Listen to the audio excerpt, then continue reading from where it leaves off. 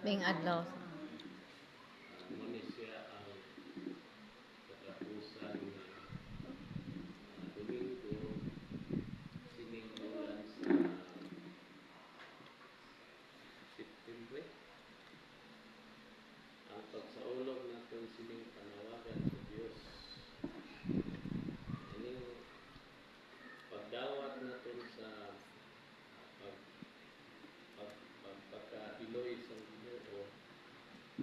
Hindi man basta-basta lang. Hindi dali. Kay wala pa gani pa nakasunod sa sugo sa Diyos nga Amay ang namin. Wala pa man ka nakatuman sa sugo sa Diyos nga Anak. Naglibot pa ang atong ulo. May mag-abot naman nga matir. So, munang kita mismo nga nagsulod nila sa simbahan, wala na ito na bang dali-dali na binabaton.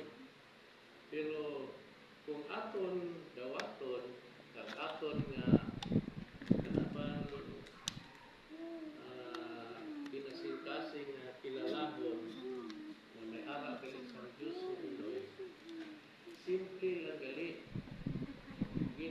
Tawag siya panawagan kay ipahibalo lang sa Ginoo ang mga simple ayon nga mga butang nga kinahanglan sa aton kalag, kinahanglan sa aton espiritual nga pagkinabuhi nga wala naton maintindihan sa aton pagkinabuhi sa kalibutan.